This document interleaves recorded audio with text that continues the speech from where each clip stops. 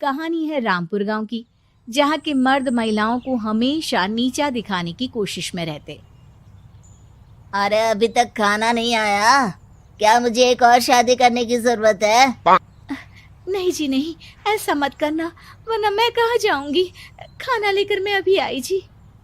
गांव की पंचायत में भी फैसले हमेशा औरतों के खिलाफ ही रहते। मैं जो फैसला सुनाता हूँ वो भगवान की आज्ञा होती है। इस लड़के ने अपने मन से शादी करके अच्छा नहीं किया। लड़के को घर भेज दो और इसकी शादी इसकी जाति की किसी लड़के से करवा दो, लेकिन ये लड़के, इसे तो गांव के बाहर निकाल दो। नहीं नहीं जमींदार साहब, ये क्या बोल रहे हैं? ऐसा नहीं हो सकता। मेरी बेटी मासूम है, इसे अच्छे बुरे की समझ नहीं है। अरे कहाँ जाएगी ये बेचारी? कहाँ जाएगी? इतनी चिंता है तो पूरे परिवार का गांव निकाला कर देते हैं। बेचारे पूरे बसे बसाए परिवार को गांव छोड़ना पड़ता है। चाहे जो हो, अगर बेटियों को कंट्रोल नहीं कर सकते तो गांव में रहने का कोई मतलब नहीं है। यहाँ औरतों को दब कर रहना होगा। कोई भी अपने हिसाब से कुछ नहीं कर सकता, सब ईश्वर की मर्जी से ही होगा। तभी गांव का एक आदमी दौड़ा दौड़ा आता है।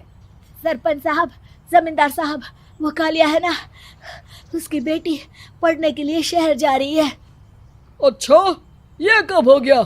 और कालिया की हिम्मत कैसे हो गई ऐसा करने की? लेकर आओ उसे और उसकी बेटी को। बस फिर क्या था, हाजिर हो जाते हैं कालिया और उसकी बेटी सरपंच के सामने। अरे कालिया, ये क्या सुनने में आ रहा है? बेटी को इंजीनियर बना रहा है तू? और ये बता, गांव में तो स्कूल नहीं है, फिर कहां से इतनी क्लास पास कर गई तेरी बेटी? राधा, जो कि कालिया की बेटी है, उसे लगता है कि सरपंच उसकी तारीफ कर रहे हैं। सरपंच जी, मैंने ऑनलाइन पढ़ाई की है, डिस्टेंस लर्निंग से। सभी में मैंने अच्छे नंबर पाए हैं, जिसे देखते हुए शहर की इंजीनियरिंग कॉलेज में मुझे स्कॉलरशिप मिली है। वाह जी वाह, क्या होती है ये? पहले तो ये बताओ, फिर आगे की बात करते हैं। पूरा गांव राधा की बात सुन रहा था और राधा बोलती जा रही थी। तो ऐसे मैं फ्री में एक अच्छी शिक्षा लेकर गांव में जो कुछ परेशानियां हैं, जैसे बिजली, पानी और इंटरनेट जैसी समस्याओं के लिए काम करूंगी। मैं गांव को शहर से जोड़ने के लिए पुल का निर्माण करवाने का प्रस्ताव रखूंगी। मुझे पूरी उम्मीद है कि जल्द ही हमारा गांव भी तरक्की की राह पर चल पड़ेगा। राधा की बात सुनकर सारे गांव वाले ताली बजाने लगते हैं।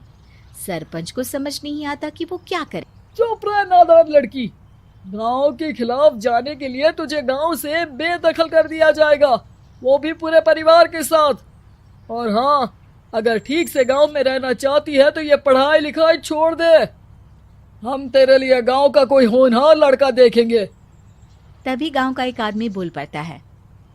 अरे नहीं नहीं सरपंच जी, राधा बिटिया जो बता रही है, अगर वैसा हो जाए तो हम लोगों को पैसा कमाने के लिए बाहर नहीं जाना पड़ेगा।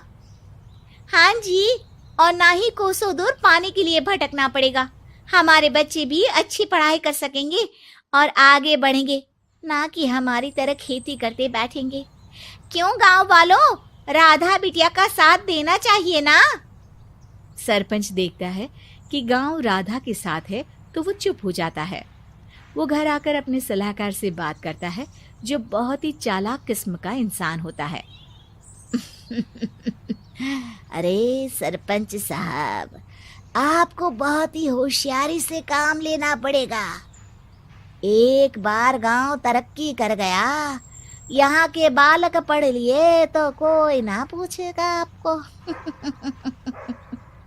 और फिर ये जो बेटा और बेटी है ना आपके, इनको भी आम लोगों की तरह ही जीवन जीना होगा। हाँ, लेकिन करे तो क्या करे?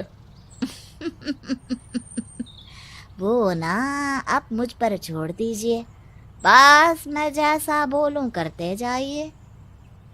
अगले रोज सुबह जब गांव वाले सोकर उठते हैं तो राधा के घर के बाहर और साथ ही वो लोग जिन्होंने राधा का सपोर्ट किया था, उनके घर के आगे लाल रंग से कल आऊंगी लिखा होता है।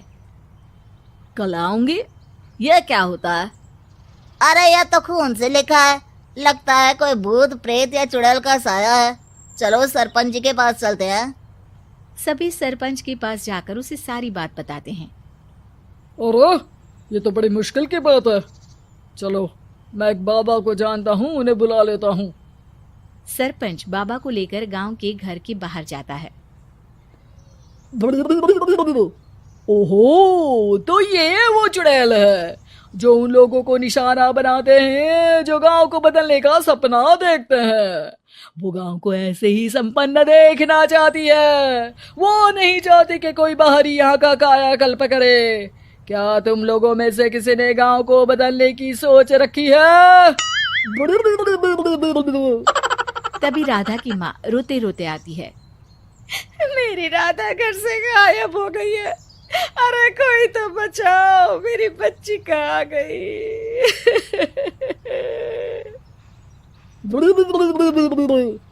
ले गई वो चुड़ैल, तेरी बच्ची को ले गई। अब वो उसे श्रापित करके छोड़ेगी, उस पर चुड़ैल का साया हो जाएगा। तभी बुरी सी हालत में राधा भी वहां आ जाती है। उसके बाल चुड़ैल की तरह फैले होते हैं और कपड़ों में खून लगा होता है। सभी राधा को देखकर डर जाते हैं। माँ, पता नहीं मुझे कौन उठा कर ले गया था। अरे दूर दूर हो जा चुड़ैल, अब हम लोग इस गांव में नहीं रुकेंगे। अरे कैसे बातें कर रहे हैं आप? कल तो आप मेरे भरोसे गांव का हुलिया बदलने, अपने बच्चों को पढ़ाने और तरक्की उन्नति की बात कर रहे थे, तो आज क्या हो गया आपको?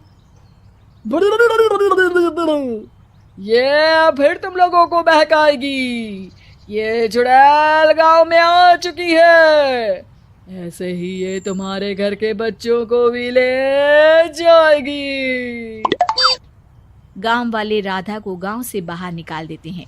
उसके माँ बाप रोते रहते हैं, लेकिन गांव वाले नहीं मानते। मैं भी अपनी बहन के साथ गांव के बाहर रहूंगा, लेकिन वो पढ़ाई नहीं छोड़ेगी।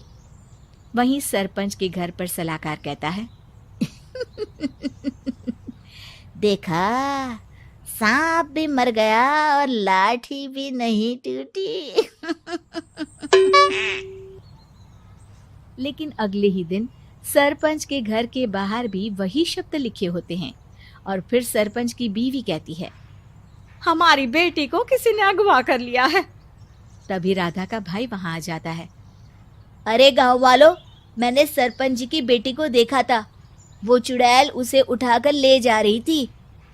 अरे क्या मजाक कर रहे हो? नहीं नहीं सरपंच जी, आप नहीं जानते।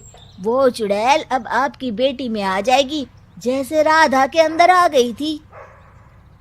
तभी सरपंच की बेटी वैसी ही हालत में वहां आती है जैसे राधा आई थी। पापा, पता नहीं कैसे मैं गायब हो गई थी। चुड़ैल, इसके अंदर भी चुड़ैल का साया है, मारो इसे। अरे नहीं नहीं, इसे भी राधा के पास गांव के बाहर ही भेज दो। अरे चुप रहो, मेरी बेटी कहीं नहीं जाएगी और चुड़ैल बुड़ैल कुछ नहीं होता है। अरे कैसे बात कर रहे हो सरपंच जी? आप तो बोल रहे थे कि आपका फैसला भगवान का ज्ञान होता है, तो अपने पर बात आई तो अब आप ऐसे बोल रहे हैं। अरे ना ना ना, आपको अपनी बेटी को त्यागना ही होगा। अरे बुलाओ बाबा को।